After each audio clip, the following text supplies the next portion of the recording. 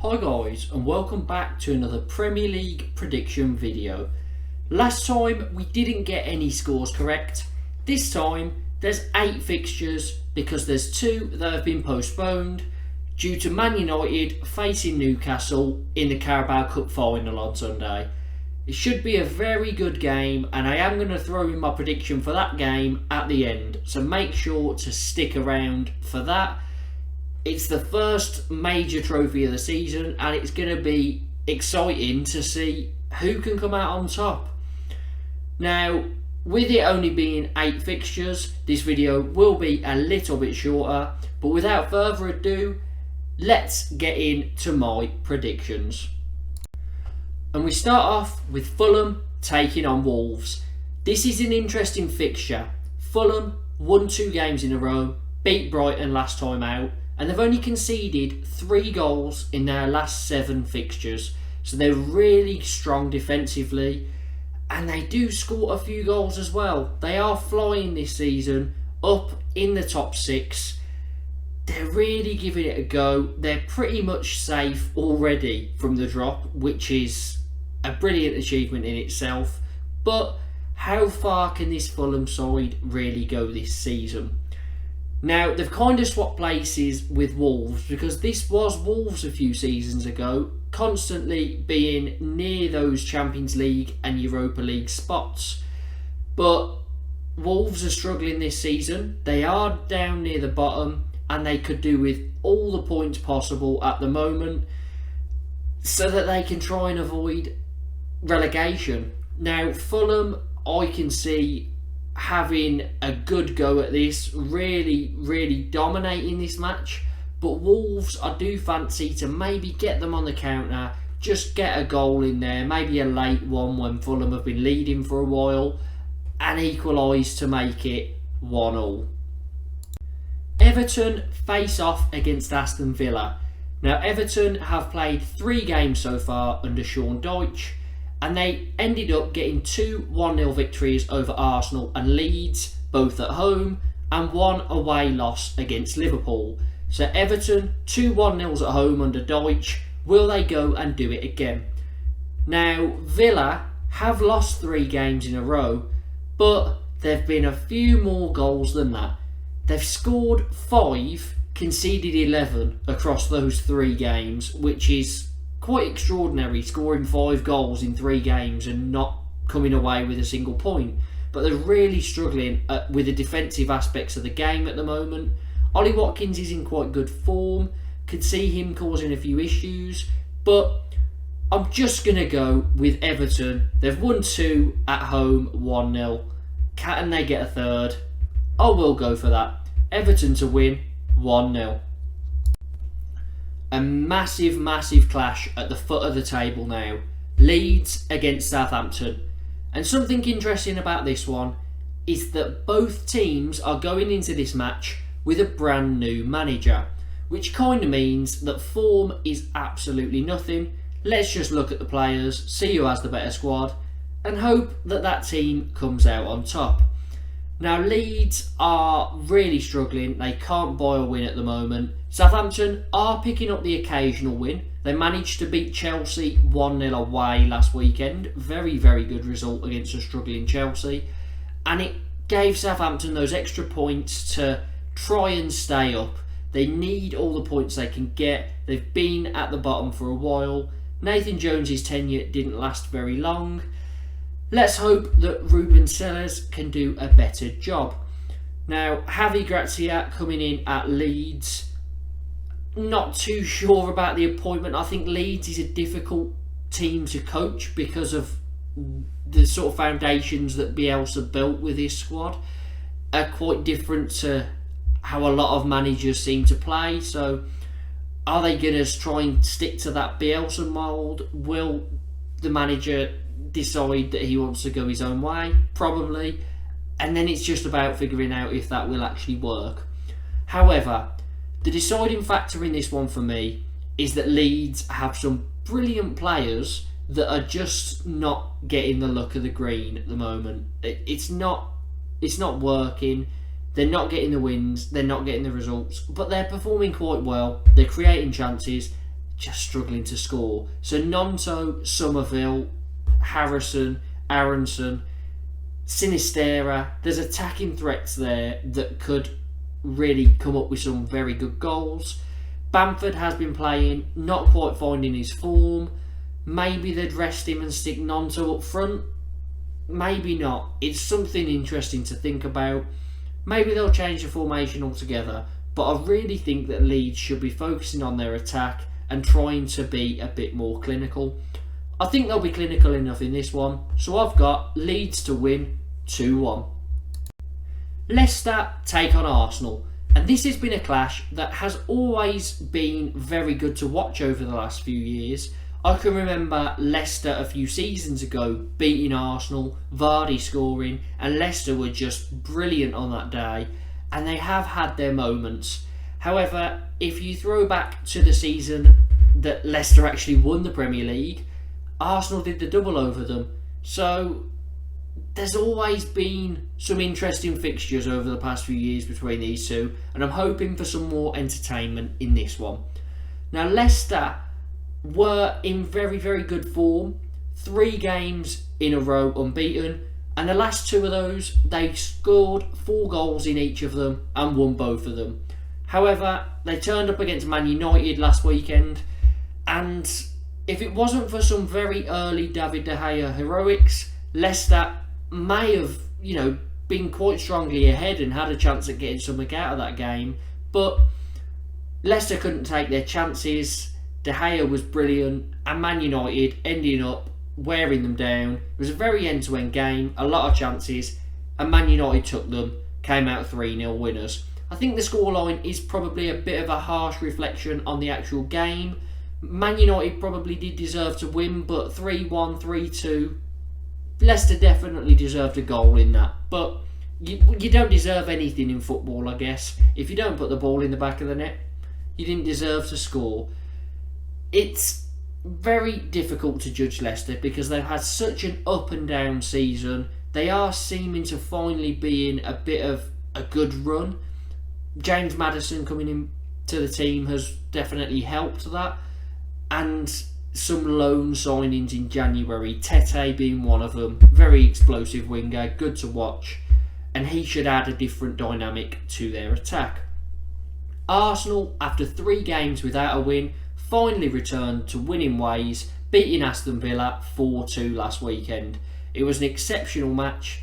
It was 2-2, and then Emi Martinez scoring an own goal in stoppage time. It's massive karma for, the way that Martinez handles himself, really. He's a very outspoken, arrogant person. I'm not sure where he's got his ego from. He was very good in the World Cup. He made some good saves, but he's one of those characters that you either like their cockiness or you just hate it. I don't know whether it's because he plays for Villa that I hate it, but not a big fan of his professionalism, really. So for me, it was a bit of good karma. I enjoyed it. And then Martinelli on the break as well scored really late on, made it 4-2. Good win for Arsenal. It saw them return to the top of the table. They lost in that midweek to Man City, but then City slipped up on the same weekend, drawing 1-1 with Forest. So Arsenal back to the top. Can they hold off this charge from Man City? It's going to be difficult, and I think it's going to go right down to the wire. If we could see a final day trophy title decision, that would be brilliant. Just like last season, the drama it caused was great. I really enjoyed that last game, Man City scoring those 3 late goals to beat Villa and win the league.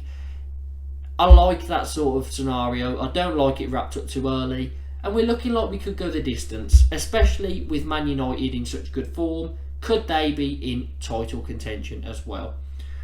For this game, I'm going to back the Gunners to get a second win, but Leicester to make them work for it and maybe take a chance this weekend. Arsenal to win 2-1. Now that we're at the halfway mark, make sure to hit that like button. Let's try and get 5 likes on this one, and subscribe to the channel if you haven't already. What are you waiting for? Just hit that button. Let's get back to the predictions. West Ham up against Forest. Is David Moyes the manager with the most expectation on him at the moment? I know Potter at Chelsea would give him a run for his money, but Moyes could be out the door very soon, as West Ham don't seem to be getting any form going. They are struggling at the moment, and they played terribly in the loss last weekend to Tottenham. Nottingham Forest got a brilliant point against Man City, and they do seem to be in good form at the moment. They aren't losing too many games, they're climbing up the table, and I think they will be safe this season, which is good because Fulham are already looking safe. 2 teams out of 3 coming up being safe is pretty good indeed. Gives a bit of versatility to the league, and I'm all for it. Let's hope Bournemouth can stay up as well. Now, Forest are in better form at the moment, and I do think that on the counter-attack they will get the job done. So I'm going to go Forest to win 1-0. Could Moyes be sacked? Next up, Bournemouth take on Man City. Now, Bournemouth have only lost 1 out of their last 4 fixtures. Pretty good going for a team that's in relegation form, really. It will help them to try and get out of that relegation battle they're in. Will they be able to stay up? Let me know down in the comments. Man City, they went top of the league for the first time in a very long time, beating Arsenal in the league 3-1. But then the same weekend they drew with Forest, Arsenal won their game, and it's all back to how it was. Man City second, Arsenal first. So Man City are playing catch up here. I don't think they'll have too many problems against Bournemouth, so I will go Man City to win it 3-0. Palace against Liverpool. This has been a great tie. If you throw yourself back to Istanbul, very long time ago, but Liverpool were very close to winning the league. Palace, Dwight Gale ended up scoring a few goals. It might have even been a hat-trick, and kind of cost Liverpool, cost them some vital points in their title bid that day. It has sort of died off a bit, but there have been some good matches between them. I think there's been a couple of draws since then, maybe. I just really throw myself back to that game and how good it was. But how's it going to go now? Well, Palace are very, very drawy. They have drawn 4 out of their last 5. I know that's not a word, but they've drawn 4 out of their last 5, and they've drawn their last 3 home games in a row. So they aren't winning, they're not losing, they're drawing. It's very tight games that they're having, but no one can be decisive. Could they get one here? Now, Liverpool are starting to pick up their form in the league, but as you saw in the Champions League in the week against Real Madrid, they still struggle defensively. Even with Van Dijk in the lineup, he's not looking the same at the moment. Teams are getting in behind very easily, and Real Madrid, from 2-0 down, beat them 5-2. Liverpool surely out of the Champions League now, and it means they've only got the league to focus on, and they are coming at it from a very long distance. They did beat Newcastle 2-0 at the weekend. It was a very good result, but there was a red card in there. I'm not disputing the red card. It was definitely a red card. But even after that, Newcastle were the better side. I think even before that, Newcastle were the better side. Liverpool had a couple of attacks, took their chances, but I still felt when it was 11v11, even when Newcastle were 2-0 down, that they could get into that game because they were creating plenty.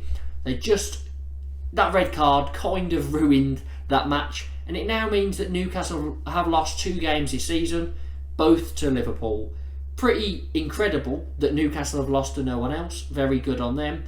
Liverpool, good for them as well. Very good result, much needed. Can they build on it? No.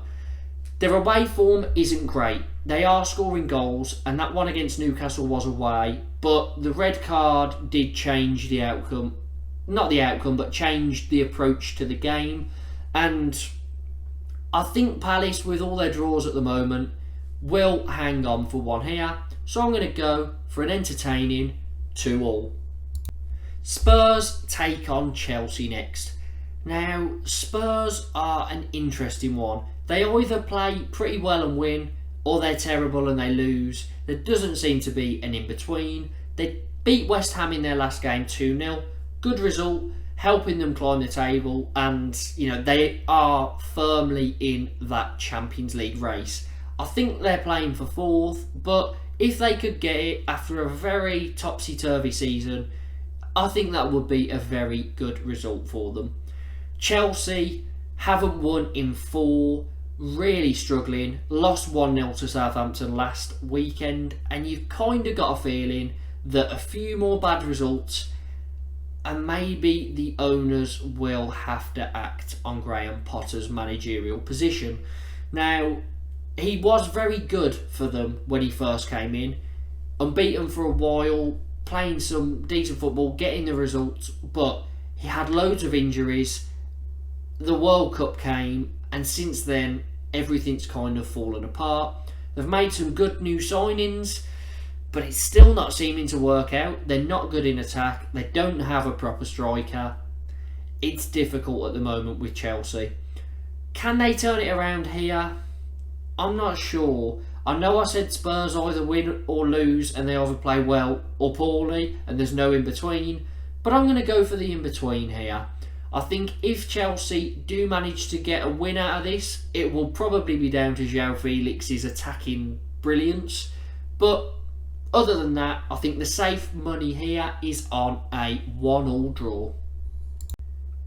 And the final prediction is the bonus. Man United take on Newcastle in the Carabao Cup Final. Now, Man United got here by beating Nottingham Forest in the semi-final. Newcastle beat Southampton. So you could say that from the semi-final tie, this was the predictable final. How's it going to turn out? Now, Newcastle are looking to win their first trophy for a very, very long time, and Eddie Howe has been letting his squad know that. Man United are really, really in top form at the moment, but they really need a trophy to show for it. Will they manage to get the job done here? Now, Newcastle will be without Nick Pope. It's a rule that I don't like, because I've always thought if you get sent off in the Premier League, you should miss the next Premier League games. If you get sent off in the Cup, you miss the next Cup games. Even if it goes into next season, you still miss them.